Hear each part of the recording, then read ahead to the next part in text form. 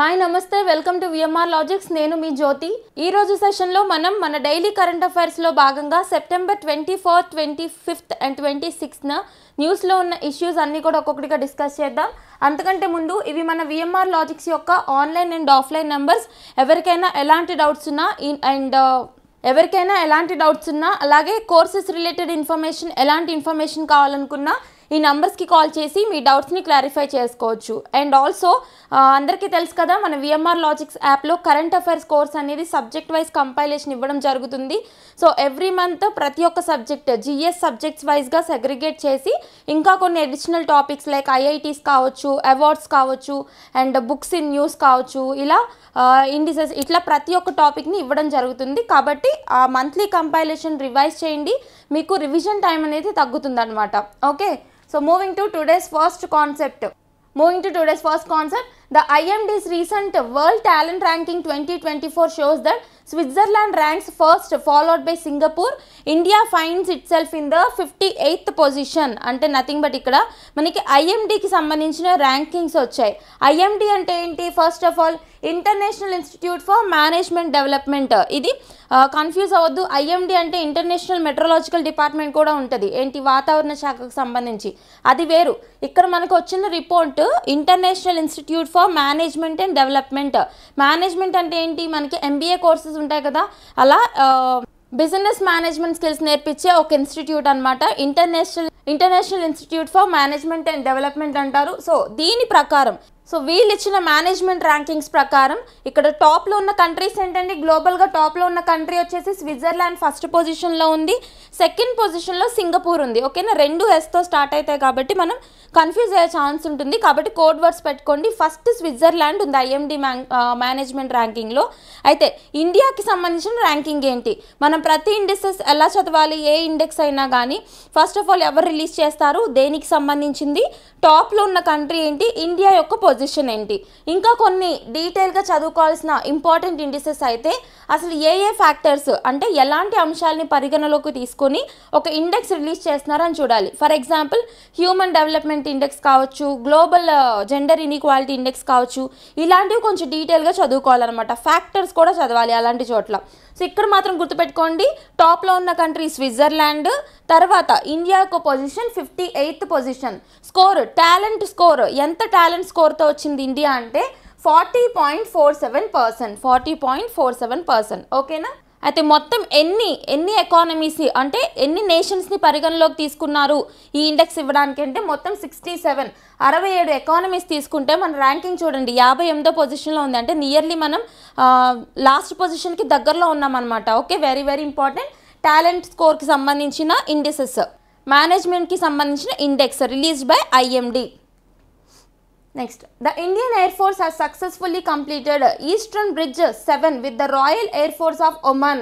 ఇక్కడ eastern bridge exercise న్యూస్లోకి వచ్చింది. డిఫెన్స్లో భాగంగా, రక్షణ రంగంలో భాగంగా మనం మేజర్ ఇంపార్టెంట్గా చూసేదేంటి? ఎక్సర్సైజెస్, విన్యాసాలు ఎందుకు చేస్తారు ఈ యొక్క డిఫెన్స్ ఫోర్సెస్ అంటే మన యొక్క డిఫెన్స్ పవర్ కావచ్చు, మన యొక్క స్టాఫ్ కావచ్చు, లేదంటే మన దగ్గర ఉన్న ఈ యొక్క ఎక్విప్మెంట్ కెపాసిటీ గురించి కావచ్చు, శత్రు దేశాలకైనా ప్రపంచ దేశాలకైనా తెలియచెప్పడానికి ఇలాంటి విన్యాసాలు చేస్తూ ఉంటారనమాట. Very very important.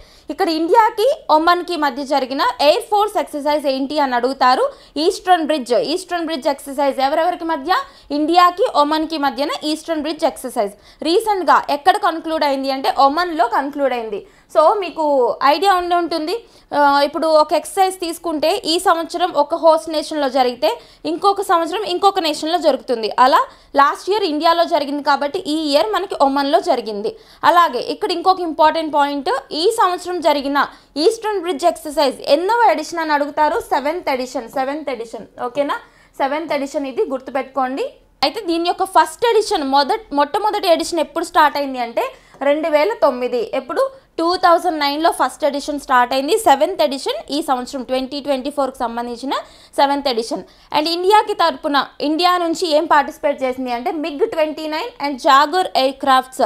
Nothing but MiG-29 idea ఉంది కదా, మనకి ఎక్కువగా కూలిపోతూ న్యూస్లోకి వస్తున్నాయి, క్రాషెస్ జరుగుతున్నాయి MiG-29 ఎయిర్ క్రాఫ్ట్స్. మనం వీటిని రష్యా నుంచి పర్చేస్ చేసుకున్నాం అనమాట. MiG-29 రీసెంట్గా ఎక్కువగా కూలిపోతున్నాయి, ఎక్కువ క్రాషెస్ జరుగుతున్నాయి. కాబట్టి వీటిని రీప్లేస్ చేయడానికి మనం LCA తేజాస్ తయారు చేసుకున్నాం. LCA తేజాస్ ఇండైజినస్గా తయారు చేసాం. ఇండైజినస్ అంటే ఏంటి, చాలాసార్లు చెప్పాను నేను. మనంతట మనం తయారు చేసుకుని వేరే వాళ్ళ ఎవరి ప్రోత్సాహం లేకుండా, అంటే ఫారెన్ కంట్రీస్ ఇంటర్ఫియరెన్స్ లేకుండా మనంతట మనం మన కంట్రీలో తయారు చేసుకునే వాటన్నిటిని కూడా ఇండైజినస్ అని చెప్తారు. దాన్నే తెలుగులో దేశీయంగా అభివృద్ధి చేసుకున్న తేలికపాటి యుద్ధ విమానాలు అంటే లైట్ కాంబాట్ ఎయిర్ క్రాఫ్ట్స్. దాని పేరేంటి, తేజాస్. LCA తేజాస్. ఎవరు తయారు చేశారు మరి దీన్ని? HAL అంటే హిందుస్థాన్ ఏరోనాటికల్ లిమిటెడ్ వాళ్ళు తయారు చేశారు. వీటిని మనం ఎందుకు తయారు చేసుకున్నాం, మెయిన్ పర్పస్ ఏంటి, రష్యా నుంచి తీసుకున్న MiG-29 ఎయిర్ క్రాఫ్ట్స్ వాటి యొక్క సర్వీస్ అయిపోయి అవి క్రాష్ ల్యాండింగ్స్, వాటి యొక్క సర్వీస్ అయిపోవడం కారణంగా అవి ఎక్కువగా క్రాషెస్ జరుగుతున్నాయని చెప్పేసి వాటిని రీప్లేస్ చేయడానికి LCA తేజాస్ తయారు చేసుకున్నాం అనమాట. సో ఇవన్నీ గుర్తుపెట్టుకోండి. ఇక్కడ మాత్రం న్యూస్లోకి వచ్చింది ఈస్టర్న్ బ్రిడ్జ్ ఎక్సర్సైజ్, ఇండియాకి ఒమన్కి మధ్య జరిగిన ఎయిర్ ఫోర్స్ ఎక్సర్సైజ్. ఓకేనా. నెక్స్ట్ వన్, ప్రధానమంత్రి అన్నదాత ఆయ్ సంరక్షణ్ అభియాన్ PM ఆశా స్కీమ్ అనేది న్యూస్లోకి వచ్చింది. దేనికి సంబంధించింది అంటే ఇది యాక్చువల్లీ ఫస్ట్ ఆఫ్ ఆల్ దీని యొక్క ఉద్దేశం, ఆబ్జెక్టివ్ అర్థం చేసుకోండి. ఏ స్కీమ్ అయినా ఆబ్జెక్టివ్ చూడాలి కదా. ఫస్ట్ ఆఫ్ ఆల్ ఇది ఇద్దరిని బెనిఫిట్ చేయడానికి వచ్చింది. ఎవరెవరిని అంటే, ఒకటి ఫార్మర్స్కి సంబంధించిన మినిమం సపోర్ట్ ప్రైసెస్ అందించే విధంగా ఈ స్కీమ్ ఉంటుంది. మినిమం సపోర్ట్ ప్రైస్ అంటే ఏంటి, కనీస మద్దతు ధర అంటే ఇప్పుడు ఫర్ ఎగ్జాంపుల్ ఒక ఫార్మర్ ఉన్నారు, పంట స్టార్ట్ చేస్తారు కదా, లైక్ జూన్ ఆ మంత్లో ఖరీఫ్ కాలం స్టార్ట్ అయినప్పుడు పంట వేస్తారు. పంట వేసినప్పుడు వీళ్ళు ఒక రేట్ ఉంటుంది అనుకుని పంట వేస్తారు. కాలం ఎండ్ అయ్యేసరికి ఏమన్నా పంట కాలం కంప్లీట్ అయ్యి హార్వెస్టింగ్ జరిగిన తర్వాత, అంటే పంట మొత్తం చేతికి వచ్చిన తర్వాత ఏవైనా కొంచెం అన్యాచురల్ కండిషన్స్ వల్ల కావచ్చు, ఇట్లా ఏం జరుగుతుంది, ఆ యొక్క రేట్ అనేది తగ్గిపోతుంది మార్కెట్లో. అప్పుడు ఫార్మర్స్ లాస్ అవుతారు కదా. ఇలా లాస్ అవ్వకుండా ఉండడానికి గవర్నమెంట్ ఏం చేస్తుందంటే పంట కాలానికి ముందే కనీస మద్దతు ధర ప్రకటిస్తుంది.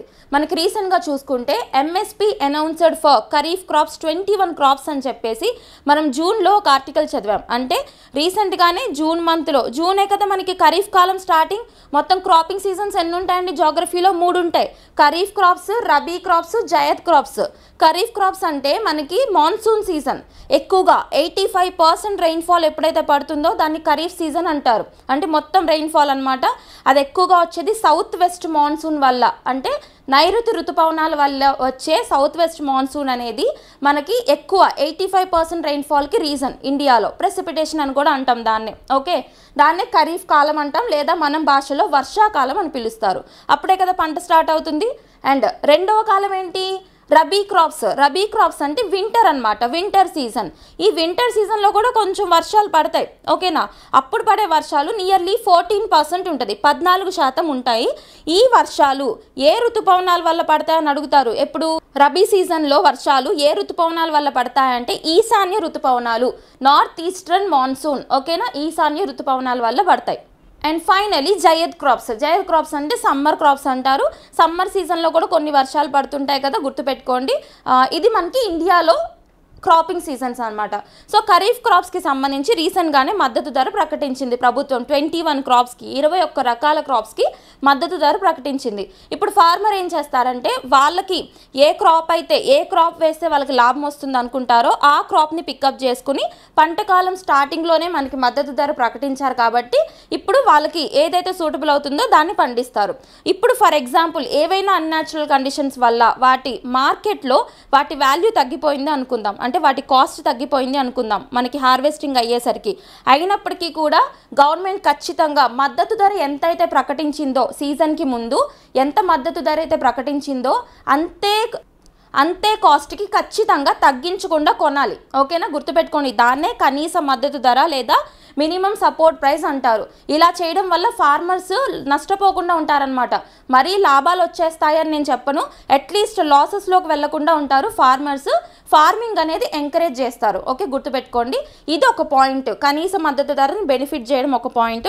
ఇంకొకటి ఏంటంటే కన్జ్యూమర్స్, కొనుక్కునే వాళ్ళు ఉంటారు కదా, వాళ్ళకు కూడా ఫెయిర్ ప్రైసెస్లో అందుబాటులో ఉండే విధంగా చేయడం ఈ యొక్క పిఎం ఆశ యొక్క ఉద్దేశం. ఏంటి, 2 ఉద్దేశాలు ఉన్నాయి. ఒకటి ఫార్మర్స్ బెనిఫిట్ అవ్వాలి, ఇంకొకటి కొనుక్కునే వాళ్ళు కూడా బెనిఫిట్ అవ్వాలి. గుర్తుపెట్టుకోండి, వెరీ వెరీ ఇంపార్టెంట్. పిఎం ఆశ ఫుల్ ఫామ్ ఏంటి, ప్రధానమంత్రి అన్నదాత ఆయ సంరక్షణ్ అభియాన్. ఓకే, ఏంటంటే ఇప్పుడు న్యూస్లోకి ఎందుకు వచ్చింది అంటే దీన్ని కంటిన్యూ చేయడానికి క్యాబినెట్ డెసిషన్ తీసుకుందనమాట. ఓకేనా, ఎప్పటి వరకు కంటిన్యూ చేస్తారు, 25-26 వరకు కంటిన్యూ చేస్తారు. ఇది అసలు లాంచ్ చేసింది ఎప్పుడు అంటే 2018 సంవత్సరంలో లాంచ్ చేయడం జరిగింది. ఓకే, గుర్తుపెట్టుకోండి, very very important. So 2018 launched to provide remunerative prices to farmers and to control price volatility of essential commodities for consumers. ఓకేనా, కాన్సెప్ట్ అర్థమైంది కదా, అర్థమైతే మనం రాసేయచ్చు. నెక్స్ట్ వన్, మేక్ ఇన్ ఇండియాకు 10 ఏళ్ళు పూర్తి. ఇది కూడా గవర్నమెంట్ ఇనిషియేటివ్స్ అన్ని చాలా చాలా ఇంపార్టెంట్. పిఐబి ఆర్టికల్స్ ఇవన్నీ కవర్ చేయడం జరుగుతుంది. సో మనకి మేక్ ఇన్ ఇండియా అంటే ఏంటి, భారతదేశంలోనే వస్తువులు తయారీ రంగాన్ని ప్రోత్సహించడానికి గవర్నమెంట్ తీసుకొచ్చిన initiative make in India, Atmanirbhar Bharat, make in India ఇవన్నీ కూడా ఒకేసారి వచ్చినాయి అనమాట.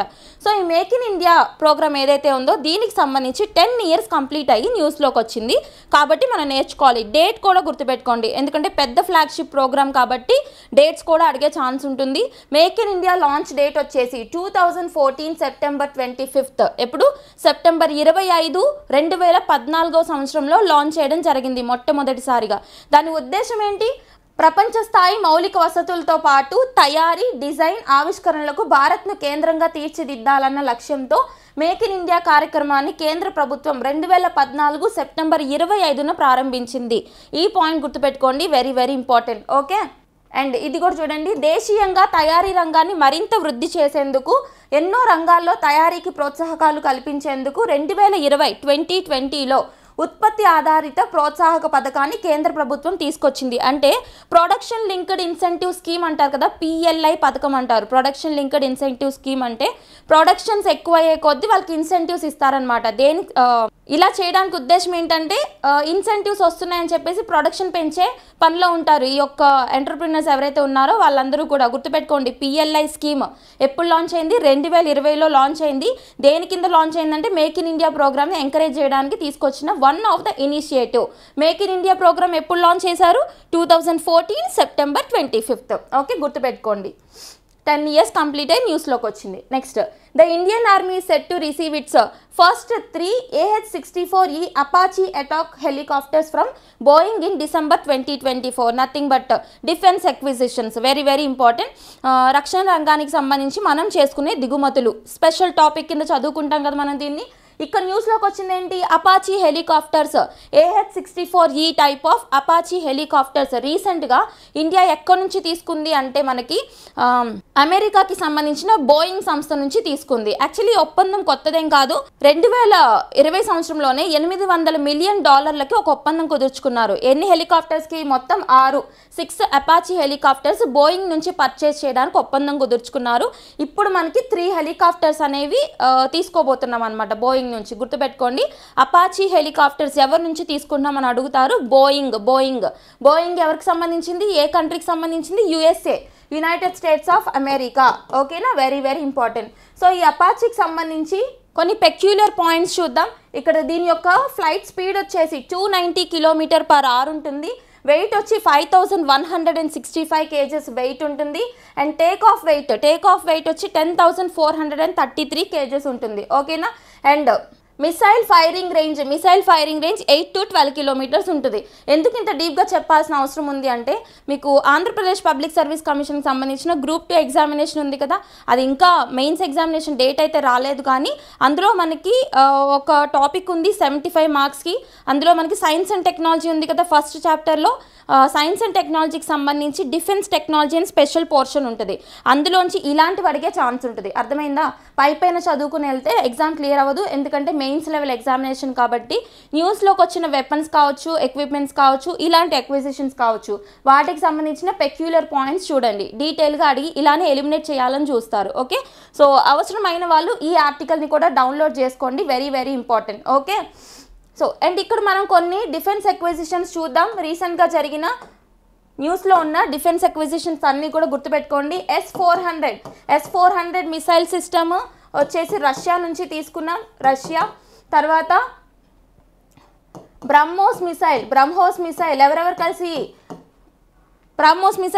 కలిసి డిజైన్ చేసుకున్నారు? Russia and India. పేరులోనే ఉంది కదా, బ్రాహ్మోస్ అంటే ఫస్ట్ హాఫ్ వచ్చి బ్రహ్మపుత్ర పేరు, అండ్ MOS అంటే మోస్క్వా రివర్ వచ్చి రష్యాలో ఉందన్నమాట, గుర్తుపెట్టుకోండి. అండ్ మనకి ఇక్కడ మిరాజ్ 2000 మనకి స్పెయిన్ నుంచి తీసుకున్నాము. అండ్ C-295 హెలికాప్టర్స్ కూడా స్పెయిన్ నుంచి తీసుకున్నాం. ఓకే, నెక్స్ట్ రఫేల్ యుద్ధ విమానాలు విన్నారా? Very very important. Rafale fighter air crafts వచ్చేసి ఫ్రాన్స్కి సంబంధించిన దసాల్ట్ సంస్థ నుంచి తీసుకున్నాం. ఎక్కడికి సంబంధించింది ఇది? ఫ్రాన్స్. ఓకే, అండ్ యుఎస్ఏకి సంబంధించి ఇప్పుడు చూసాం కదా అపాచీ హెలికాప్టర్స్, అలాగే చినూక్ హెలికాప్టర్స్ కూడా యుఎస్ఏకి సంబంధించింది, అపాచీ కూడా యుఎస్ఏకి సంబంధించింది. నెక్స్ట్ రోమియో 360 ఇవన్నీ కూడా యుఎస్ఏకి సంబంధించినవి అనమాట. అలాగే యుఎస్ఏకి సంబంధించి పొసిడాన్ 8I వెరీ వెరీ ఇంపార్టెంట్, నిఘా విమానం పొసిడాన్ 8I. దీన్నే P-8I అని వింటూ ఉంటారు మీరు, గుర్తుపెట్టుకోండి.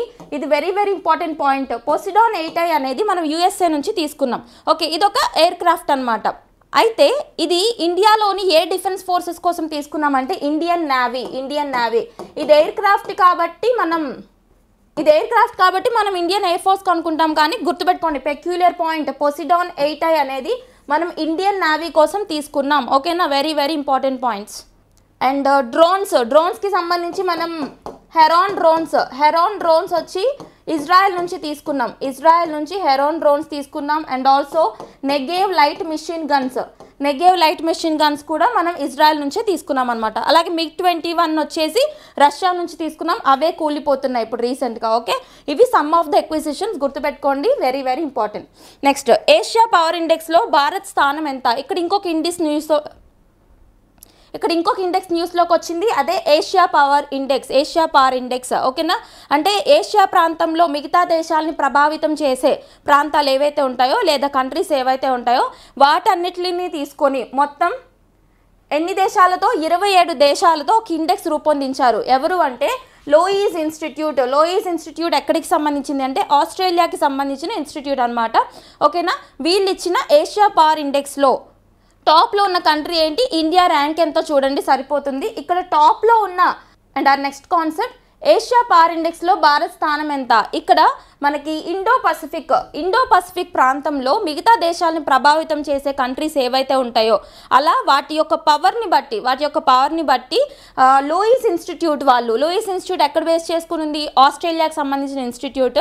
వీళ్ళు ర్యాంకింగ్ విడుదల చేశారు. ఎన్ని కంట్రీస్ కన్సిడర్ చేసుకున్నారు ఇండో పసిఫిక్కి సంబంధించి అంటే 27 దేశాలని కన్సిడర్ చేసుకుని ర్యాంకింగ్స్ ఇచ్చారనమాట. దాంట్లో టాప్లో ఉన్న కంట్రీ ఏంటి అంటే అమెరికా అనేది టాప్లో ఉంది. అండ్ ఇండియా యొక్క ర్యాంక్ వచ్చేసి 3rd పొజిషన్లో ఉంది. ఓకేనా, అమెరికా, చైనా, ఇండియా, ఇది మనకి టాప్ 3 ఆర్డర్ అనమాట, గుర్తుపెట్టుకోండి, వెరీ వెరీ ఇంపార్టెంట్. ఏంటిది? Asia power index released by loess institute based upon Australia. Okay, Indo Pacific ప్రాంతాల్లోని 27 దేశాలు కన్సిడర్ చేసుకుని ఇండెక్స్ ఇచ్చారు. ఇది స్కోరింగ్స్ కూడా చూస్తే యునైటెడ్ స్టేట్స్ వచ్చి 81.7 స్కోర్తో టాప్ 1లో ఉంది. చైనా వచ్చి 72.7 స్కోర్తో second position. And India very very important 39.1 స్కోర్తో 3rd పొజిషన్లో ఉంది. అండ్ ఇక్కడ మీరు కంపారిటివ్గా చూసుకోవాలి, జపాన్ని కూడా మనం ఓవర్టేక్ చేసామన్నమాట ఏషియా పవర్లో, అంటే ఇండో పసిఫిక్ పవర్లో. ఓకేనా, సో జపాన్ని ఓవర్టేక్ చేసి ఎంత 38.9 జపాన్ ఉంటే 39.1 ఇండియా ఉంది, గుర్తుపెట్టుకోండి, very very important. Next, prime minister Narendra Modi virtually launched 3 Param Rudra super computers developed indigenously under national super computing mission 2015. మనకి ఇక్కడ సూపర్ కంప్యూటింగ్ మిషన్ ఒకటి ఉంది, అంటే ఇండియాలో సూపర్ కంప్యూటర్స్ని డెవలప్ చేయాలి, ఇన్స్టాల్ చేయాలి అన్న ఉద్దేశంతో నేషనల్ సూపర్ కంప్యూటింగ్ మిషన్ 2015లో లాంచ్ చేశారు. దీని కింద అప్పటి నుంచి చాలా వరకు సూపర్ కంప్యూటర్స్ వస్తూనే ఉన్నాయి ఇండియాలో ఒక్కొక్క చోట్ల. అందులో భాగంగా రీసెంట్గా నరేంద్ర మోడీ గారు పరం సిరీస్కి సంబంధించిన 3 పరం రుద్ర సూపర్ కంప్యూటర్స్ని ఇన్స్టాల్ చేయడం జరిగింది. ఎక్కడ ఇన్స్టాల్ చేశారు అంటే పూణే, ఢిల్లీ, కోల్కతా. ఓకేనా, పూణేలో ఒకటి, ఢిల్లీలో ఒకటి, కోల్కతాలో ఒకటి ఇన్కార్పొరేట్ చేయడం జరిగిందనమాట. అయితే ఇక్కడ మనం పరం రుద్ర, పరం ప్రవేగ ఇలా చదువుతుంటాం కదా. అసలు పరం అంటే ఏంటంటే దాని యొక్క అబ్రివేషన్ చూడండి, ప్యారలల్ మెషిన్. ఓకేనా, పరం అని చదువుతాం కదా, అంటే ప్యారలల్ మెషిన్ అనమాట. ఈ సూపర్ కంప్యూటర్స్ యొక్క స్పీడ్ ఏదైతే ఉందో దీన్ని మనం ఫ్లాప్స్లో కొలుస్తాం, FLOPS. సో ఈ ఫ్లాప్స్ అంటే అబ్రివేషన్ ఏంటంటే floating point operations per second. ఏంటి, floating point operations per second అనేది ఫ్లాప్స్ యొక్క ఫుల్ ఫామ్ అనమాట. నేషనల్ సూపర్ కంప్యూటింగ్ మిషన్ ఎప్పుడు వచ్చిందండి, 2015లో వచ్చింది. ఓకే, ప్రతిదీ డేట్స్ గుర్తుపెట్టుకోండి, వెరీ వెరీ ఇంపార్టెంట్. అండ్ దీనికి అడిషనల్గా ఇంకొక పాయింట్ చూద్దాం. ఈ యొక్క 3 పరం రుద్రాక్ సూపర్ కంప్యూటర్స్ని ఇన్స్టాల్ చేసిన తర్వాత ఇంకొక 2 సూపర్ కంప్యూటర్స్ని కూడా ఇన్స్టాల్ చేశారు. వాటికి పేర్లు కూడా ఇచ్చారు, ఆర్కా అండ్ అరుణిక. ఏంటి, Arka and Arunika, very very important point. Okay, ఎక్కడ ఇన్స్టాల్ చేశారో కూడా చూడండి. 2 ఈ యొక్క ఇక్కడ ఆర్కా సూపర్ కంప్యూటర్ వచ్చేసి IITM అంటే Indian Institute of Tropical Meteorology పూణేలో ఉంది కదా, అక్కడ ఇన్స్టాల్ చేశారు. అండ్ ఇంకొకటి అరుణిక వచ్చేసి NCMRW అంటే ఏంటి, National Centre for Medium Range Weather Forecasting సంబంధించిన సంస్థ. ఇందులో వచ్చేసి Arunika and Indian Institute of Tropical Meteorology Pune base సంస్థలో ఆర్కా కంప్యూటర్ని ఇన్స్టాల్ చేయడం జరిగింది. ఓకేనా, అండ్ ఆల్సో మనం ఆల్రెడీ డిస్కస్ చేసాం, మన VMR లాజిక్స్కి సంబంధించిన షార్ట్ రీల్స్ 1 minute రీల్స్లో నేను డిస్కస్ చేశాను. మనకి ఇండియాలో ఉన్న సూపర్ కంప్యూటర్స్ వాటి ఇన్స్టాలేషన్స్ ప్లేసెస్ బట్టి ఇవ్వడం జరిగింది. చాలా చాలా ఇంపార్టెంట్. ఈ స్లైడ్ డౌన్లోడ్ చేసుకోండి, లేదు అంటే రీల్స్లో ఉంటుంది, ఒకసారి వాచ్ చేయండి. ఓకేనా, వెరీ వెరీ ఇంపార్టెంట్ కాన్సెప్ట్, ఏ కంప్యూటర్ని ఎక్కడ ఇన్స్టాల్ చేశారు అని చెప్పేసి. ఓకే, గుర్తుపెట్టుకోండి. అండ్ ఆల్సో ఇండియాలోనే ఫాస్టెస్ట్ సూపర్ కంప్యూటర్ వచ్చేసి ఐరావత్. ఏంటి, ఇండియాలో ఫాస్టెస్ట్ సూపర్ కంప్యూటర్ ఐరావత్. ప్రపంచంలో ఫాస్టెస్ట్ సూపర్ కంప్యూటర్ వచ్చేసి ఫ్రాంటియర్ ఎక్కడది, మనకి USAకి సంబంధించింది అనమాట. యాక్చువల్లీ ఈ రికార్డ్ ఇంతకు ముందు అంటే ప్రపంచంలోనే ఫాస్టెస్ట్ సూపర్ కంప్యూటర్ రికార్డు జపాన్కి సంబంధించిన ఫుగాకు పేరు మీద ఉండేది. ఏంటి, ఫ్యుగాకు ఎక్కడికి సంబంధించింది, జపాన్కి సంబంధించి. అయితే ఈ రికార్డ్ని USAకి సంబంధించిన ఫ్రాంటియర్ రిప్లేస్ చేసింది అనమాట. సో ఇప్పటికి యాజ్ ఆఫ్ నో మనం సెప్టెంబర్లో డిస్కస్ చేస్తున్నాం కదా, ఇప్పటికి చూసుకుంటే ప్రపంచంలోనే ఫాస్టెస్ట్ సూపర్ కంప్యూటర్ వచ్చి అమెరికాకి సంబంధించిన ఫ్రాంటియర్, ఇండియాలోనే ఫాస్టెస్ట్ వచ్చి Airavat, very very important. And ఈ సూపర్ కంప్యూటర్స్ కూడా చూడండి ఒకసారి. ఓకే, ఏది ఎక్కడ ఇన్స్టాల్ చేశారు అని మ్యాచ్ ద ఫాలోయింగ్లో అడిగే ఛాన్స్ ఉంటుంది. అలాగే ఇండియాలో వచ్చిన ఫస్ట్ సూపర్ కంప్యూటర్ పరం 8000. పరం అంటే ఏంటి, ప్యారలల్ మెషిన్ 8000. ఓకేనా, next Thailand legalises same sex marriage. మనం ఆల్రెడీ డిస్కస్ చేసాం సేమ్ సెక్స్ మ్యారేజెస్కి సంబంధించి. ఓకే, LGBTQ రైట్స్ ఉంటాయి కదా, LGBTQ+ రైట్స్. ఓకేనా, సో ఎలా అడుగుతారంటే డైరెక్ట్గా అడుగుతారు. రీసెంట్గా సేమ్ సెక్స్ మ్యారేజెస్ ఏవైతే ఉంటాయో వాటిని లీగలైజ్ చేసిన కంట్రీ ఏంటి అంటే థాయిలాండ్. ఇదేమైనా ఫస్ట్ కంట్రీ అంటే కాదు, యాక్చువల్లీ ఏషియాలో చూసుకుంటే థర్డ్ కంట్రీ. ఓకేనా, ఏషియాలో చూసుకుంటే థర్డ్ కంట్రీ. అలాగే మనకి మొత్తం వరల్డ్కి సంబంధించి మొత్తం ఇప్పటి వరకు 6 countries అయ్యాయన్నమాట. ఆ కంట్రీస్ ఏంటి, ఆ ఇయర్స్ ఏంటో చూసుకోండి సరిపోతుంది, అంతకుమించి డీటెయిల్గా ఏం అడగరు. ఇక్కడ ఫస్ట్ ఆఫ్ ఆల్ 2006లోనే సౌత్ ఆఫ్రికా అడాప్ట్ చేసుకుంది. 2010లో అర్జెంటీనా అండ్ నేపాల్ 2015లో అడాప్ట్ చేసింది. మనకి రీసెంట్గా కూడా న్యూస్లోకి వచ్చింది, గుర్తుపెట్టుకోండి. Next Germany 2017, Taiwan 2019, Mexico 2022. Okay, ఇప్పుడు వీటి జాబితాకి మన థాయిలాండ్ కూడా యాడ్ చేసుకోవడం జరిగింది. ఓకే, గుర్తుపెట్టుకోండి. మీరు మేజర్గా గుర్తుపెట్టుకోవాల్సింది నేపాల్ ఒకటి గుర్తుపెట్టుకోండి, తైవాన్ ఒకటి గుర్తుపెట్టుకోండి, అండ్ థాయిలాండ్ గుర్తుపెట్టుకోండి. ఈ 3 కంట్రీస్ గుర్తుపెట్టండి, వెరీ వెరీ ఇంపార్టెంట్. ఓకేనా, next Indian national Centre for ocean information services and NDMA. ఇక్కడ ఇన్కాయిస్ విన్నారా మీరు? ఇన్కాయిస్ అంటే ఏంటి, మనకి ఓషన్ ఇన్ఫర్మేషన్స్కి సంబంధించిన ఒక సంస్థ, ఇన్ఫర్మేషన్ ఇచ్చే ఒక సంస్థ.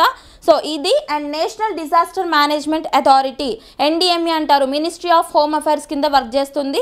వీళ్ళిద్దరూ కలిసి సునామీ మాక్ డ్రిల్ ఒకటి కండక్ట్ చేశారు. అంటే సునామీ వచ్చినప్పుడు అందరూ ఎలా బిహేవ్ చేయాలి అండ్ ఎలా రెస్క్యూ చేసుకోవాలి అన్న దానికి సంబంధించి మాక్ డ్రిల్ కండక్ట్ చేశారు విత్ ద మ్యాగ్నిట్యూడ్. ఇక్కడ సునామీ వచ్చే విధంగా కొంత మ్యాగ్నిట్యూడ్తో ఫ్రీక్వెన్సీ జనరేట్ చేశారనమాట.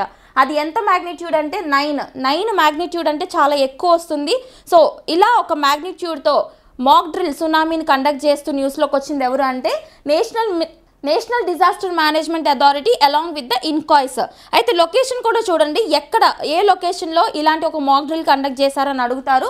ట్రెంచ్, ఇక్కడ ఒక ట్రెంచ్ న్యూస్లోకి వచ్చింది. Makran trench off the Iran coast on the Arabian Sea. Arabian Sea ప్రాంతంలో ఇరాన్ కోస్ట్ అంటే ఇరాన్ తీరంలో ఉన్న మాక్రాన్ ట్రెంచ్ దగ్గర ఇలా ఒక సునామీకి సంబంధించిన మాక్ డ్రిల్ కండక్ట్ చేశారు. గుర్తుపెట్టుకోండి, వెరీ వెరీ ఇంపార్టెంట్. అసలు ట్రెంచ్ అంటే ఏంటండి? ట్రెంచ్ అంటే గ్రౌండ్ మీద నుంచి కొంచెం డీప్గా లోతుగా ఉంటుంది కదా, దాన్ని మనం ట్రెంచ్ అని చెప్తాము. మీకు నేను ఇమేజ్ చూపిస్తాను, ఇక్కడ చూడండి. ఫర్ ఎగ్జాంపుల్ అది సముద్రంలో తీసుకున్నా అండ్ ల్యాండ్ మీద తీసుకున్నా కొంచెం సర్ఫేస్ మీద నుంచి కొంచెం లోపలికి ఉండేదాన్ని ట్రెంచ్ అని పిలుస్తారనమాట. ఒక గొయ్యి లాంటిది చూడండి, ఇక్కడ ఇది మనకి ఇక్కడ నుంచి ఇక్కడ వరకు ఉంది కదా, దీన్ని ట్రెంచ్ అంటారు.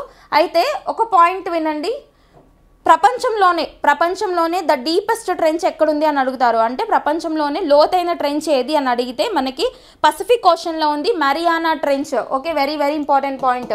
మీకు ఎన్సీఆర్టీ టెక్స్ట్ బుక్లో డైరెక్ట్గా మెన్షన్ చేస్తారు. mariana ట్రెంచ్ ప్రపంచంలోనే డీపెస్ట్ ట్రెంచ్ అనమాట.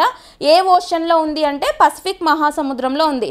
ఎంత డెప్త్? మరి డీపర్ అని చెప్పినప్పుడు డెప్త్ చూడాలి కదా, 11 కిలోమీటర్స్, 11 కిలోమీటర్స్ డెప్త్ లోపలికి ఉంటుంది అనమాట. ఓకే, పసిఫిక్ ఓషన్లో. ఇప్పుడు న్యూస్లోకి వచ్చింది ఏంటి? మాక్రాన్ ట్రెంచ్ అరేబియన్ సీ దగ్గర ఇరాన్ కోస్ట్ దగ్గర ఉంటుందని గుర్తుపెట్టుకోండి. ఓకే, ఒకసారి చూడండి, మ్యాప్ పాయింటింగ్ మీకు అర్థమవుతుంది. ఇది ఇండియన్ ప్లేట్, ఇది అరేబియన్ ప్లేట్, ఇది ఇరాన్ ప్లేట్. ఇక్కడ ఉంది కదా, ఇది మాక్రాన్ సబ్డక్షన్ లేదా మాక్రాన్ ట్రెంచ్ ఏరియా అనమాట. Okay, very very important. Map pointing ఆధారంగా చూస్తే ఎప్పటికీ మర్చిపోరు. నెక్స్ట్, Dwayne Bravo has confirmed his retirement from all cricket after his final season in the CPL. Just గుర్తుపెట్టుకోండి, న్యూస్లోకి వచ్చిన క్రికెటర్స్ మెయిన్గా రిటైర్మెంట్తో చాలామంది న్యూస్లోకి వస్తున్నారు. సో ఇక్కడ వెస్టిండీస్ టీంకి సంబంధించిన బ్రావో అందరికీ ఐడియా ఉంటారు కదా, ఈయన కూడా రిటైర్మెంట్ అనౌన్స్ చేస్తూ న్యూస్లోకి వచ్చారు. డైరెక్ట్గా అడిగే క్వశ్చన్స్ అనమాట. West Indies cricketer Bravo announced retirement. Next, పోషన్ మా 2024. సో ఇదేంటంటే మనకి పిల్లలకి సంబంధించి న్యూట్రిషన్కి సంబంధించిన ఒక పథకం అనమాట. పోషన్ మా అనేది 2018వ సంవత్సరంలో లాంచ్ చేశారు. మార్చ్ 8 స్పెషాలిటీ ఏంటి? ఇంటర్నేషనల్ విమెన్స్ డే కదా, ఆ రోజున లాంచ్ చేసిన ఒక పథకం అనమాట పోషన్ మా అని చెప్పి. సో ఈ సంవత్సరానికి మనకి మొత్తం 7 years కంప్లీట్ అయింది. అలాగే ఇప్పుడు న్యూస్లోకి వచ్చింది, గుర్తుపెట్టుకోండి. దీనికి సంబంధించిన కాన్సెప్ట్ ఏంటో చూద్దాం. It aims to foster a healthier more. దీని యొక్క ఆబ్జెక్టివ్ ఏంటో చూద్దాం. A landmark initiative aimed at addressing malnutrition in India. ఇండియాలో మాల్ న్యూట్రిషన్ని అడ్రస్ చేయడానికి వచ్చిన ఒక పథకం అనమాట. మాల్ న్యూట్రిషన్ అంటే ఏంటి? సరైన పోషకాహారం లేకపోవడాన్ని మాల్ న్యూట్రిషన్ అంటారు. మాల్ న్యూట్రిషన్ వల్ల వచ్చే డిసీజెస్ కొన్ని ఉన్నాయి. ఏంటవి? మనకి మారాస్మస్ అంటాము, క్వాషియోర్కర్, ఇవన్నీ కూడా మాల్ న్యూట్రిషన్ వల్ల వస్తాయన్నమాట డిసీజెస్. ఓకే, ఇలాంటివి రాకుండా ఉండే విధంగా అటు పిల్లలకి ఇటు పిల్లల్ని కన్నా మదర్స్ ఎవరైతే ఉంటారో వీళ్ళందరికీ కూడా సరైన పౌష్టికాహారం అందించే ఒక పథకం అనమాట పోషన్ మా. 2018లో లాంచ్ చేయడం జరిగింది. ఏ మినిస్ట్రీ కింద అని అడుగుతారు. పేరులోనే ఉంది కదా, విమెన్ అండ్ చిల్డ్రన్ అంటే ministry of women and child development. Ministry of women and child development. Present ఎవరు? న్యూ క్యాబినెట్ ప్రకారం 18th లోక్సభ ఎలక్షన్ జరిగాక క్యాబినెట్ షఫల్ అయింది కదా. ఇంతకుముందు ఈ మినిస్ట్రీకి స్మృతి జిబిన్ ఇరానీ గారు ఉండేవాళ్ళు. ఇప్పుడు క్యాబినెట్ షఫల్ అయిన తర్వాత అన్నపూర్ణాదేవి గారు ministry of women and child డెవలప్మెంట్గా ఉన్నారు. ఓకే, ఈవిడ ఈ స్కీమ్ని అడ్రస్ చేయడం జరిగింది రీసెంట్గా, అందుకని న్యూస్లోకి వచ్చింది, గుర్తుపెట్టుకోండి. అయితే 2024కి సంబంధించి మనకి యాక్చువల్గా బిఫోర్ చూసుకుంటే మాల్ న్యూట్రిషన్ అడ్రస్ చేయడం అని చెప్పాం. అయితే పర్టికులర్గా ఈ సంవత్సరానికి సంబంధించి వీళ్ళ ఎయిమ్ ఏంటి అంటే, సో ఎనీమియా ప్రివెన్షన్ రక్తహీనత లేకుండా చూసుకోవడం. ఓకేనా, గుర్తుపెట్టుకోండి, very very important. Government schemes అన్ని చాలా important. Next, India's defence research development organisation along with IIT Delhi. ఇక్కడ ఒక ఒప్పందం అనమాట. ఇది మనం మెమరాండం కింద చదువుకోవచ్చు, న్యూస్లో ఉన్న ఐఐటి కాన్సెప్ట్ కింద కూడా చదువుకోవచ్చు. ఏంటిది? డిఆర్డిఓ. ఇండియాకి సంబంధించి డిఫెన్స్ రీసెర్చ్ అంటే మనకు గుర్తు రావాల్సింది డిఆర్డిఓ కదా. సో ఇక్కడ డిఆర్డిఓకి ఐఐటి ఢిల్లీకి కుదిరిన ఒప్పందం ఏంటి అంటే అబెడ్ అంటే light weight bullet proof jackets ఉంటాయి కదా, లైట్ వెయిట్ ఉన్నవి, వాటిని తయారు చేసి ఇచ్చే విధంగా ఒక ఒప్పందం కుదుర్చుకున్నారు. ఆ యొక్క light weight bullet proof jackets పేరేంటి? అబెడ్. ఫుల్ ఫామ్ చూద్దాం. Advanced ballistics for high energy defeat. రీసెంట్గా అబెడ్ అనేది న్యూస్లోకి వచ్చింది. ఏంటి అని అడగొచ్చు. ఏంటవి? Light weight bullet proof jackets. లేదా ఫుల్ ఫామ్ అడగొచ్చు. ఫుల్ ఫామ్ ఏంటి? Advanced ballistics for high energy defeat. లేదంటే ఒప్పందం ఎవరికి మధ్య జరిగింది అని అడగొచ్చు. ఎవరెవరికి? డిఆర్డిఓకి ఐఐటి ఢిల్లీకి మధ్య కుదిరిన ఒప్పందం. ఒక కాన్సెప్ట్లో నంబర్ ఆఫ్ క్వశ్చన్స్ కవర్ చేస్తారు. Next, French President Emmanuel Macron has supported India's bid for permanent membership in United Nation Security Council. Nothing but మనకి యుఎన్ఎస్సి అని ఒక సంస్థ ఉంటుంది, గుర్తుపెట్టుకోండి, వెరీ వెరీ ఇంపార్టెంట్. 1945 ఓకే 1945లో ఎస్టాబ్లిష్ చేయబడిన ఐక్యరాజ్య సమితికి సంబంధించిన భద్రతా మండలి అంటారు, United Nation Security Council. Okay, ఈ యుఎన్ఎస్సిలో మొత్తం 15 సభ్యులు ఉంటారు, 15 మెంబర్ నేషన్స్ ఉంటాయి. ఓకే, మనం 15 అని చెప్పకూడదు, 5+10 అని చెప్పాలి. 5+10 అంటే ఏంటంటే 5 వచ్చి పర్మనెంట్ మెంబర్స్ ఉంటారు, ఇంకొక 10 మంది వచ్చి నాన్ పర్మనెంట్ అనమాట. ఓకే, 2 ఏళ్ల కాలానికి నామినేట్ అవుతూ ఉంటారనమాట ఈ నాన్ పర్మనెంట్ మెంబర్స్, తాత్కాలిక సభ్యులు, గుర్తుపెట్టుకోండి. అయితే ఈ పర్మనెంట్గా ఉన్న 5 ఉన్నారు కదా, వాళ్ళు ఎవరంటే USA, UK, China, Russia, France. Okay, ఈ 5 దేశాలు పర్మనెంట్ మెంబర్స్ అనమాట. ఇండియాకి యుఎన్ఎస్సిలో పర్మనెంట్ మెంబర్షిప్ ఉందా అంటే లేదు. కానీ ఇండియా పర్మనెంట్ మెంబర్షిప్ కోసం ఒక బిడ్ వేసింది, ఒక ప్రపోజల్ వేసింది. ఈ ప్రపోజల్ని ఫ్రాన్స్ పర్మనెంట్ మెంబర్షిప్ ఉంది కదా, వీటో పవర్ ఉంది ఫ్రాన్స్కి. సో ఫ్రాన్స్ సపోర్ట్ చేస్తూ న్యూస్లోకి వచ్చింది. వీటో పవర్ ఏంటి అంటే పర్మనెంట్ మెంబర్స్ ఉన్నారు కదా 5, ఈ 5కి ఉండే ఒక స్పెషల్ పవర్ అనమాట. అంటే ఎవరైనా ఏదైనా ఒక రిజల్యూషన్ ప్రపోజ్ చేస్తే 4 ఒప్పుకున్నప్పటికీ ఒకరు ఒప్పుకోకపోతే ఖచ్చితంగా ఆ రిజల్యూషన్ నెగ్గదు, గుర్తుపెట్టుకోండి. దాన్నే వీటో పవర్, అంత పవర్ ఉంటుంది. ఓకేనా, పర్మనెంట్ మెంబర్స్కి. అది యుఎన్ఎస్సికి సంబంధించిన కాన్సెప్ట్. సో ఇప్పుడు ఇండియా దీనికోసం పర్మనెంట్ మెంబర్షిప్ కోసం ప్రపోజ్ చేస్తే ఫ్రాన్స్ సపోర్ట్ చేస్తూ న్యూస్లోకి వచ్చింది. ఫ్రాన్స్కి సంబంధించింది ఎవరు? Emmanuel Macron. వాళ్ళకి మనకి మంచి డిప్లొమాటిక్ రిలేషన్స్ ఉన్నాయి కదా. మనకి ఈ సంవత్సరం జరిగిన రిపబ్లిక్ డే సెలబ్రేషన్స్ ఏవైతే ఉన్నాయో జనవరి 26న, అప్పుడు ప్రతి సంవత్సరం ఒక చీఫ్ గెస్ట్ని పిలుస్తాం. ఈ సంవత్సరం ఫ్రాన్స్కి సంబంధించిన ఇమాన్యుయల్ మెక్రాన్ గారు వచ్చారు.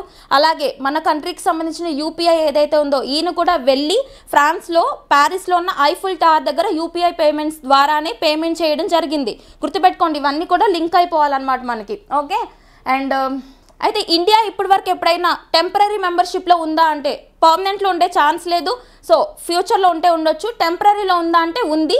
ఇప్పటి వరకు ఇండియా టెంపరీ 10 మెంబర్స్ లిస్ట్లో 8 సార్లు ఉందని గుర్తుపెట్టుకోండి. ఎన్నిసార్లు? 8 సార్లు ఉంది.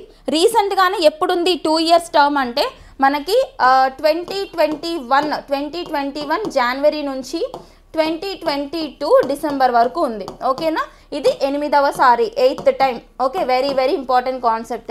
అండ్ ఇక్కడ మనం చూద్దాం, ఈ ఒకసారి కంట్రీస్ లిస్టింగ్ చూడండి. ఇవి పర్మనెంట్ మెంబర్స్ అనమాట. 5 కంట్రీస్ ఏమేమి ఉన్నాయి?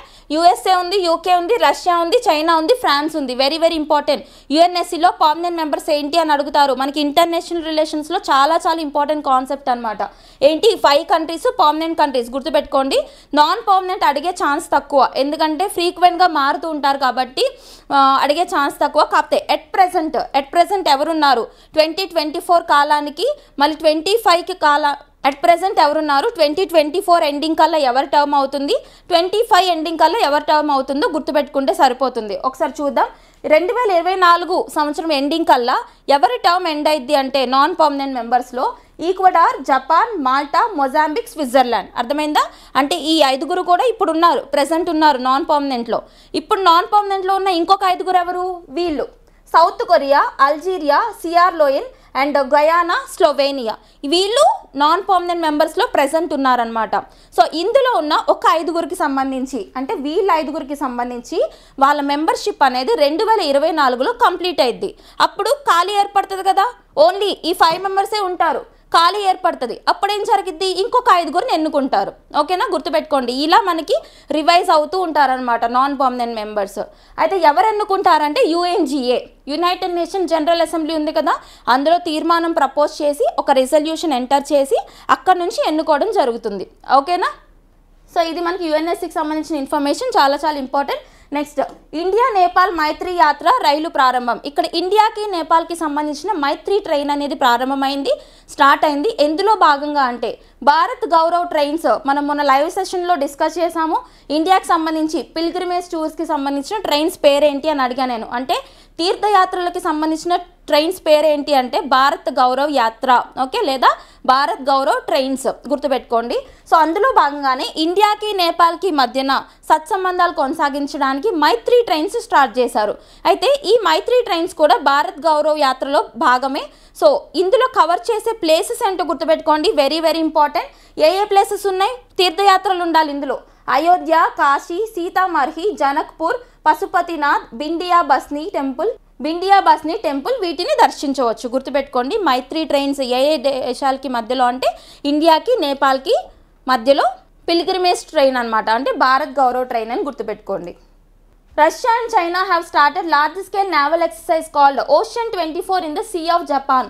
ఇక్కడ ఒక నావల్ ఎక్సర్సైజ్ న్యూస్లోకి వచ్చింది. ఎవరెవరు? ఇండియా లేదు ఇందులో, రష్యా అండ్ చైనా మాత్రం ఉన్నాయన్నమాట. సో యూఎస్ఏకి కౌంటర్ ఇవ్వడానికి స్టార్ట్ చేశారన్నట్టు గుర్తుపెట్టుకోండి. ఎవరెవరు? Russia and China. ఏంటి ఆ ఎక్సర్సైజ్ పేరు? ఓషన్ 24. ఇది ఒక నావల్ ఎక్సర్సైజ్. ఇండియా లేదు కాబట్టి మరీ డెప్త్గా చదవాల్సిన అవసరం లేదు, కాకపోతే డైరెక్ట్గా పేరు అడిగి ఏ కంట్రీస్ కన్నప్పుడు కన్ఫ్యూజన్ రాకుండా ఉండాలని ఇక్కడ డిస్కస్ చేయడం జరిగింది. ఓకేనా? ఓషన్ 24 నావల్ ఎక్సర్సైజ్ అనేది రీసెంట్గా ఏ కంట్రీస్ మధ్య జరిగింది అంటే రష్యాకి చైనాకి మధ్య జరిగిన ఒక ఎక్సర్సైజ్. నావల్ ఎక్సర్సైజ్ అంటే నావికా దళ విన్యాసం. Next, powerful hurricane Helen cuts deadly path through Florida south eastern USA. Nothing but రీసెంట్గా ఒక హరికేన్ ఒక ప్రాంతాన్ని చాలా ప్రభావితం చేస్తుంది, ఎక్కువగా అక్కడ నష్టం తీసుకొస్తుంది. దాని పేరేంటి అంటే, ఆ హరికేన్ పేరేంటంటే హెలెన్. ఏ ప్రాంతం అంటే యుఎస్ఏని సఫర్ చేస్తున్న హరికేన్ ఏంటంటే హెలెన్. గుర్తుపెట్టుకోండి. హరికేన్ అని ఎందుకు అన్నారు? మొన్న సైక్లోన్ అన్నారు కదా, అండ్ ఇంకోసారి టైఫూన్ అన్నారు. ఎందుకు ఇలా అంటున్నారంటే స్టార్మ్స్ ఏవైతే ఉంటాయో, ఓకేనా, తుఫాన్లు ఏవైతే ఉంటాయో వీటన్నిటినీ కూడా అవి సంభవించే ప్రాంతాల బట్టి, ఓకే, అవి సంభవించే ఏరియాస్ బట్టి వాటికి నేమ్స్ ఉంటాయన్నమాట. ఓకే, ఏ ప్రాంతాలు బట్టి ఎలా పిలుస్తారో చూద్దాం. మనం ఆల్రెడీ డిస్కస్ చేసుకున్నాం ఈ concept. Atlantic and eastern Pacific ఏరియాస్లో అయితే హరికేన్ అని పిలుస్తారు. అందుకే నేను ఇందాక చెప్పాను, ఫ్లోరిడా ప్రాంతం అనేది అట్లాంటిక్ ఓషన్ ప్రాంతంలో ఉంది కాబట్టి దాన్ని హరికేన్ అని చెప్పామన్నమాట. నెక్స్ట్, ఆస్ట్రేలియా ఏరియా అయితే విల్లీస్, చైనా అండ్ ఈస్ట్ ఏషియాలో టైఫూన్స్, జపాన్లో typhoon, very very important. And ఇది మనకి సంబంధించింది సౌత్ ఏషియా దక్షిణేషియా ప్రాంతంలో వచ్చే తుఫాన్లు, వాటిని మనం ఏమని పిలుస్తామంటే సైక్లోన్. నెక్స్ట్, ఫిలిప్పైన్స్లో బెగువా అని పిలుస్తారు. ఓకే, గుర్తుపెట్టుకోండి, వెరీ వెరీ ఇంపార్టెంట్. అండ్ ఇక్కడ ఒకసారి మ్యాప్ చూడండి, మీకు అర్థమవుతుంది. ఇది అట్లాంటిక్ ఓషన్ కదా, ఎస్ షేప్ ఆకారంలో ఉండే ఓషన్ ఏది అంటే అట్లాంటిక్ ఓషన్. కనిపిస్తుందా? ఇది S shape, okay, S shape ఆకారంలో ఉంటుంది, ఎస్ షేప్లో ఉంటుంది అట్లాంటిక్ ఓషన్ అనమాట. ఈ పైన పోర్షన్ని నార్త్ అట్లాంటిక్ అంటారు, కింద పోర్షన్ని సౌత్ అట్లాంటిక్ అని పిలుస్తారు. వీటికి బార్డరింగ్లో, అట్లాంటిక్ ఓషన్కి బార్డరింగ్లో ఉన్న కాంటినెంట్స్ ఏంటి? పైన నార్త్ అమెరికా, కింద సౌత్ అమెరికా, ఇక్కడ యూరప్, ఇక్కడ ఆఫ్రికా ఉంది. ఓకే, ఇక్కడ నార్త్ అమెరికాకి సంబంధించి అండ్ ఇక్కడ కంటిన్యూషన్లో ఇక్కడ ఉంటుంది ఫ్లోరిడా. ఓకే, ఇది ఫ్లోరిడా అంటాం అనమాట. ఓకే, మ్యాప్ కనిపిస్తుందా? ఇది నార్త్ అమెరికాకి సంబంధించి ఇది ఉంది కదా, నార్త్ అమెరికాకి సంబంధించి ఇది ఉందా, ఇట్లా ప్రొజెక్షన్ ఉంది చూడండి, ఇది ఫ్లోరిడా. అర్థమైందా? ఇక్కడ ఫ్లోరిడా ఉంది. ఇదంతా అట్లాంటిక్ ఓషన్ కాబట్టి ఫ్లోరిడా ఏరియాలో సంభవించింది కాబట్టి దాన్ని మనం హరికేన్ అని పిలిచాం. దాని పేరేంటి? Helen. Okay, very very important. Next, అయితే మనకి ఇక్కడ ఒక కాన్సెప్ట్ ఉంది, మనం ఆల్రెడీ చాలాసార్లు డిస్కస్ చేసాం. ఇక్కడ ప్యానల్ ఆన్ ట్రాపికల్ సైక్లోన్స్ అని చెప్పేసి ఒక కాన్సెప్ట్ అనమాట.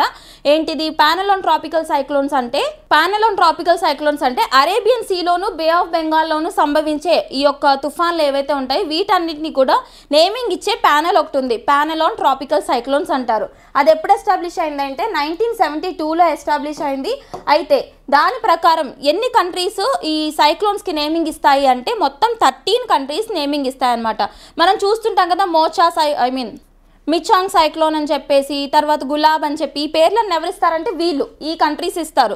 ఎక్కడ సంభవించేవి? Just Bay of Bengal and Arabian సీలో సంభవించే వాటికి నేమింగ్ ఇచ్చేది ఎవరంటే ప్యానల్ ఆన్ ట్రాపికల్ సైక్లోన్స్ 1972లో ఎస్టాబ్లిష్ అయింది. ఈ ప్యానెల్లో ఎన్ని సభ్య దేశాలు ఉన్నాయంటే 13 సభ్య దేశాలు ఉన్నాయి. ఆ 13 సభ్య దేశాల్లో ఇండియా కూడా ఉంది. వెరీ వెరీ ఇంపార్టెంట్, గుర్తుపెట్టుకోండి. Bangladesh, India, Iran, Maldives, Myanmar, Oman, Pakistan, Qatar, Saudi Arabia, Sri Lanka, Thailand, United Arab Emirates and Yemen. గుర్తుపెట్టుకోండి, very very important concept.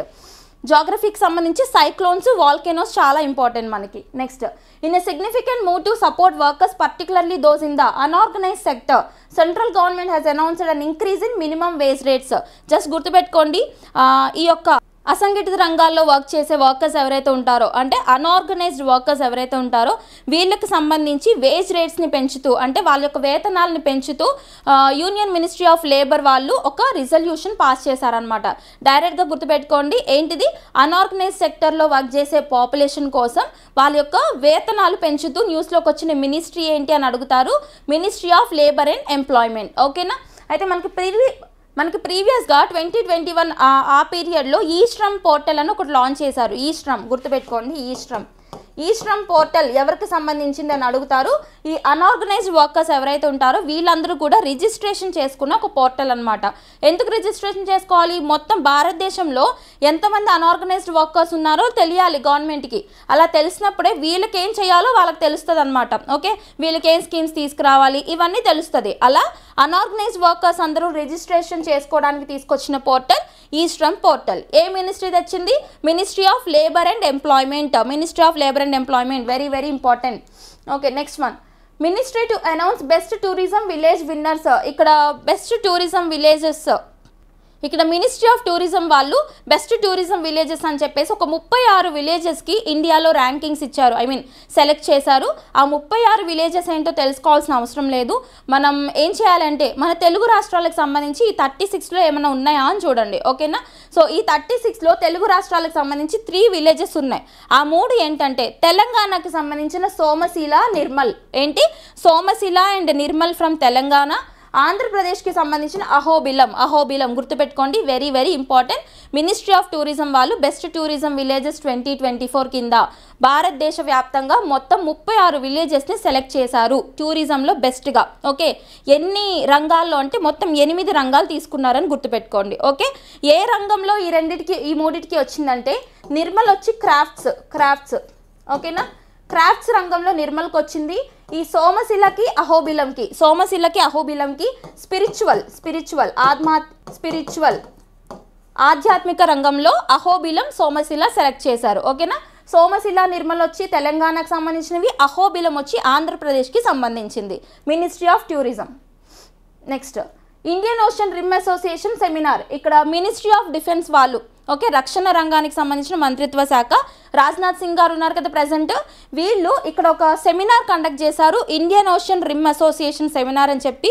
Indian ఓషన్లో, ఓకేనా, అదేంటో చూద్దాం మనం. The second edition of Indian ocean rim association seminar on illegal, unreported and unregulated fishing was conducted at Goa. Okay, nothing but ఇది illegal ఫిషింగ్కి curb చేయడానికి, అంటే ఇల్లీగల్ ఫిషింగ్ యాక్టివిటీస్ ఏవైతే ఉంటాయో వాటిని తగ్గించడానికి తీసుకొచ్చిన ఒక సెమినార్ అనమాట. అది ఎక్స్క్లూజివ్గా ఏ కంట్రీస్ కండక్ట్ చేసినాయి అంటే ఇండియన్ ఓషన్ రిమ్ మీద ఉండే, ఓకేనా, ఇండియన్ ఓషన్ రిమ్ చుట్టుపక్కల ఉండే కంట్రీస్ అన్నీ కూడా ఒక మీటింగ్ కండక్ట్ చేసుకున్నాయి మినిస్ట్రీ ఆఫ్ డిఫెన్స్ ఆధ్వర్యంలో. ఈ మీటింగ్ రీసెంట్గా ఎక్కడ కన్క్లూడ్ అయింది అని అడుగుతారు, అంతే గోవా అని గుర్తుపెట్టుకోండి, వెరీ వెరీ ఇంపార్టెంట్. ఓకే, ఏ మినిస్ట్రీ కింద, మినిస్ట్రీ ఆఫ్ డిఫెన్స్ కింద ఒక సెమినార్ కండక్ట్ చేసుకున్నారు. ఎన్నవ ఎడిషన్, 2వ ఎడిషన్, సెకండ్ ఎడిషన్. మొత్తం ఇండియన్ ఓషన్ రిమ్ అసోసియేషన్లో ఉన్న కంట్రీస్ ఎన్నో కూడా చూసుకోవాలి. మొత్తం 17 కంట్రీస్ ఉన్నాయి. ఆ 17 కంట్రీస్ కూడా చూద్దాం.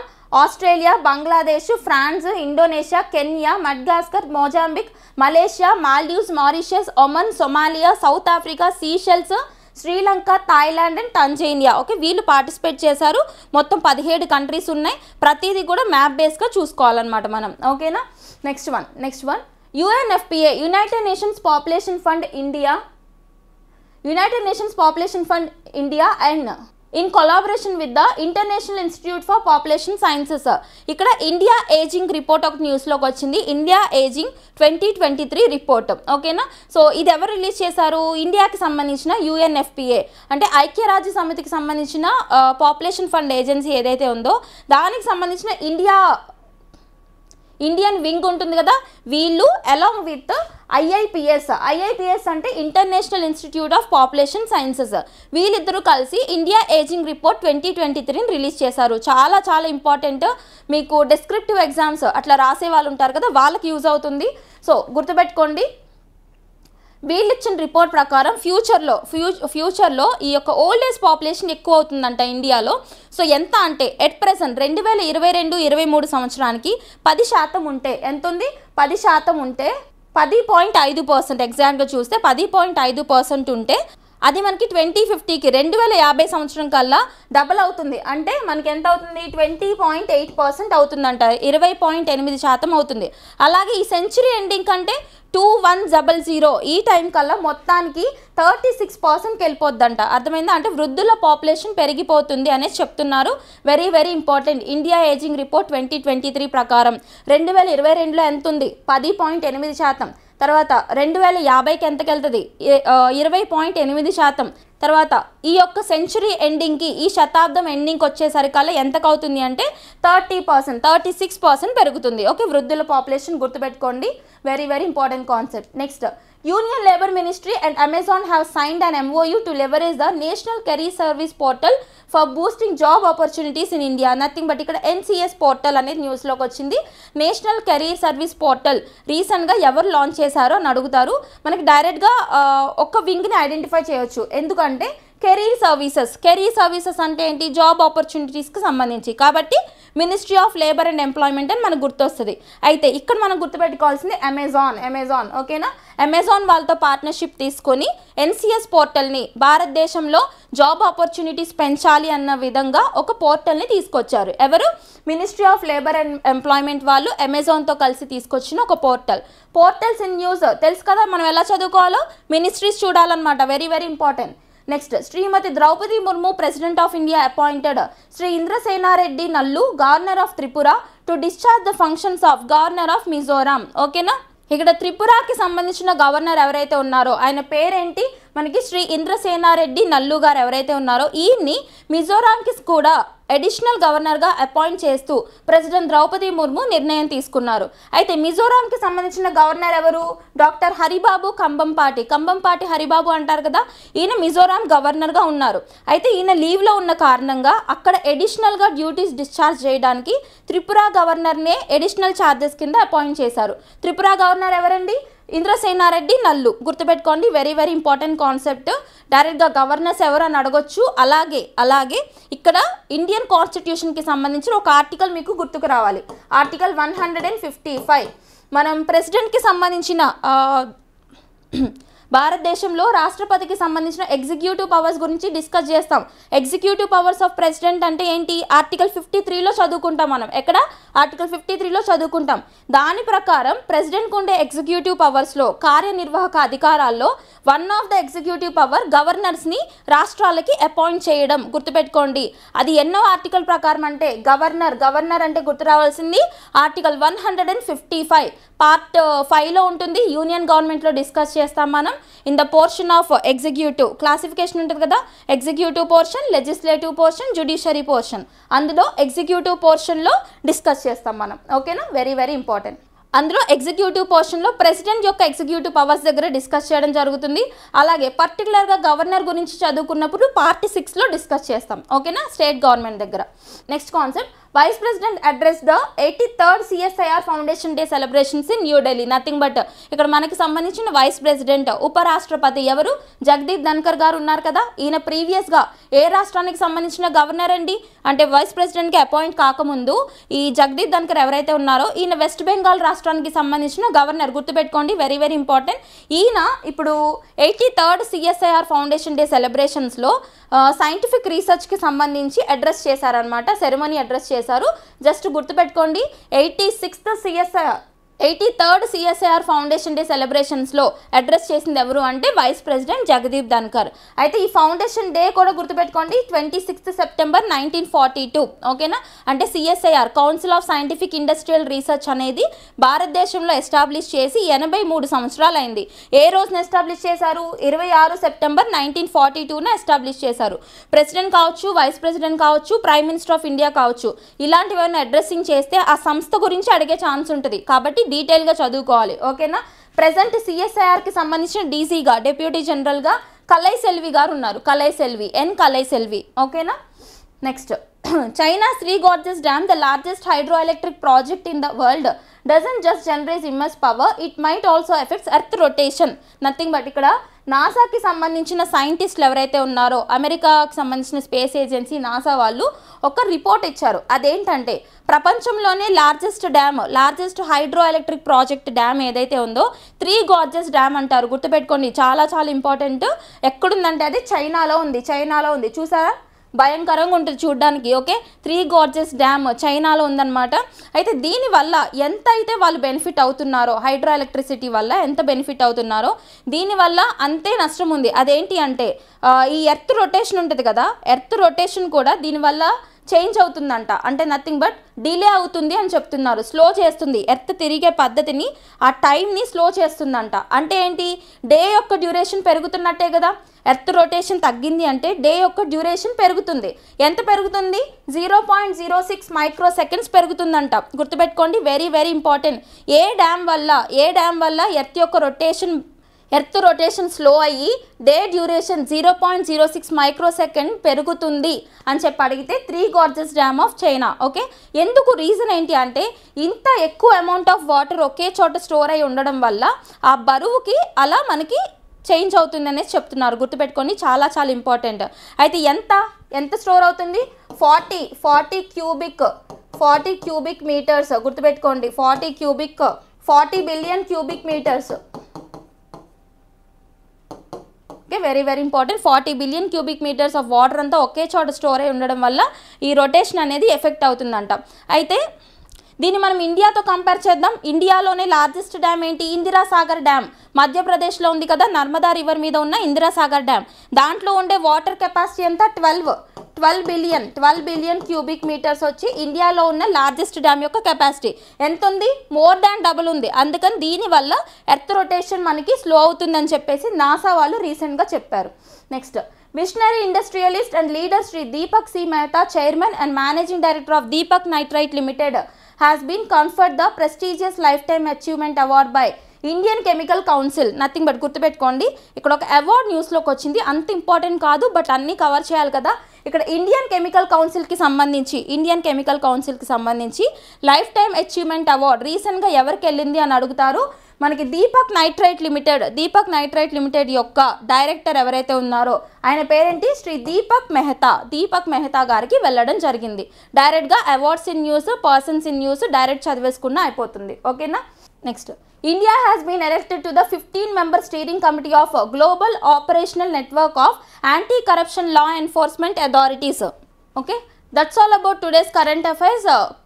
మిస్లేనియస్గా ఇంకేమైనా కవర్ అవ్వకపోతే నెక్స్ట్ సెషన్లో డిస్కస్ చేద్దాం. మనం లైవ్ సెషన్స్ తీసుకున్నాం కాబట్టి కొంచెం డిలే అయింది, అడ్జస్ట్ అవ్వండి. మిగతా 3 డేస్కి సంబంధించిన కరెంట్ అఫైర్స్ కూడా మీకు 1 or 2 డేస్లో అందించడం జరుగుతుంది. ఓకేనా, డైలీ ఫాలో అవ్వండి. కరెంట్ అఫైర్స్ ఏదన్నా ఒక్కరోజు చదివితే వచ్చేది కాదు. ఖచ్చితంగా మీరు మాక్ టెస్ట్ అటెండ్ అయ్యారు కదా అందరూ, మీకే తెలుస్తుంది మన ప్రిపరేషన్ లెవెల్స్ ఎలా ఉన్నాయని చెప్పి. So next mock test time కల్లా కరెంట్ అఫైర్స్లో ఫుల్ ఆన్ స్కోర్ చేయడానికి ట్రై చేయండి. మన క్లాసెస్ నుంచే మ్యాక్సిమం కరెంట్ అఫైర్స్ మీకు కవర్ అవ్వడం జరుగుతుంది ఖచ్చితంగా. ఓకేనా, so keep learning. Thank you so much. Bye.